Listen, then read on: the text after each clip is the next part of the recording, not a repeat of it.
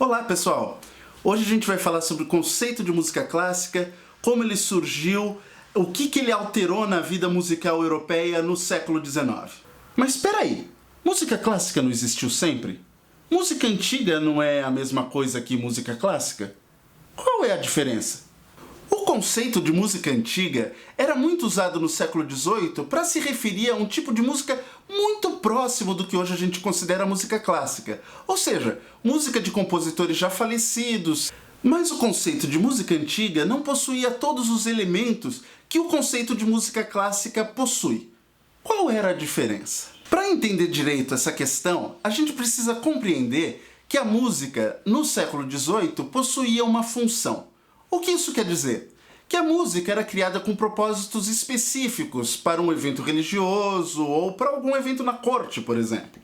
No século XIX, a música é alçada à condição de arte.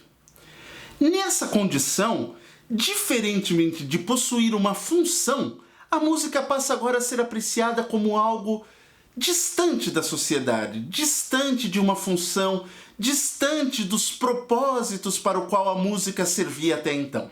Para se ouvir música no século XIX, é necessário uma apreciação desinteressada. Mas espera aí, desinteressada não quer dizer que você não está ligando para a música. Ela é desinteressada de fatores extramusicais.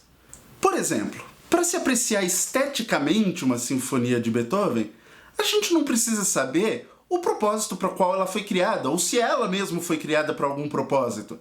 A gente não precisa saber quanto ele ganhou para fazer tal sinfonia, a gente não precisa saber quantas folhas ele gastou de partitura antes de ter o resultado final. O que importa é a instrumentação, a condução harmônica, a condução melódica, o tratamento dos temas, ou seja, questões especificamente musicais.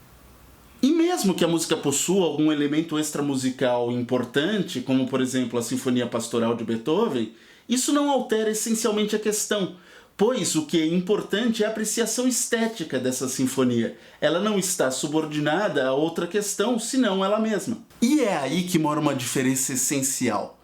Por quê? Se para uma sinfonia de Beethoven não importa em que ambiente estamos, ou seja, mesmo que seja numa sala de concertos, importa a música. Uma música religiosa feita no século XVIII, por exemplo, uma cantata de Bach, o que importava mais era o serviço ao qual aquela música estava subordinado. Ou seja, naquele caso, a religião. Portanto, se ela é tratada a partir do século XIX de uma maneira artística, onde a gente guarda as obras de arte? No museu. E é precisamente isso que uma sala de concertos moderna significa. Um grande museu das obras de artes musicais. É nesse ambiente que o conceito de música clássica encontra seu significado maior.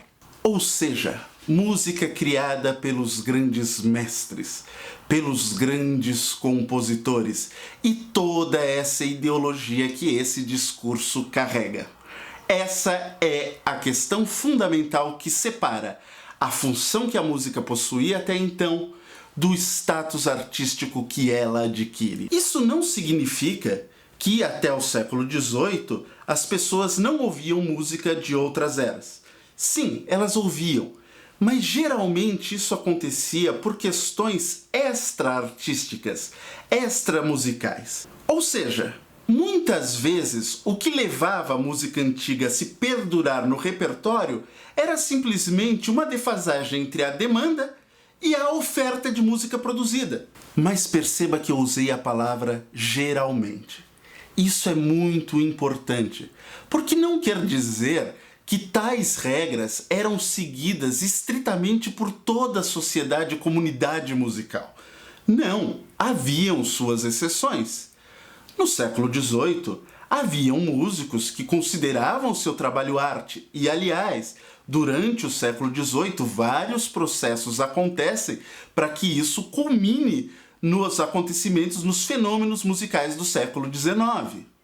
O que se quer dizer é que tais conceitos não regulavam a vida musical. Isso que é importante. Ou seja, se existiam exemplos, esses exemplos não eram práticas regulatórias do comportamento da sociedade musical da época.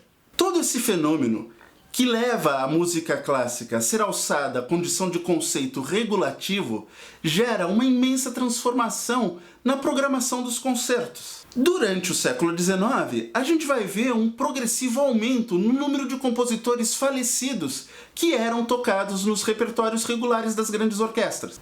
Ou seja, o museu musical, que é o que significa de fato a música clássica, estava definitivamente formado. Quer saber mais? Acesse o site do Música e Sociedade, o link está abaixo. Lá você encontrará acesso a outros textos, a outros temas envolvendo música e o seu contexto social. E não se esqueça de se inscrever no nosso canal. Até mais!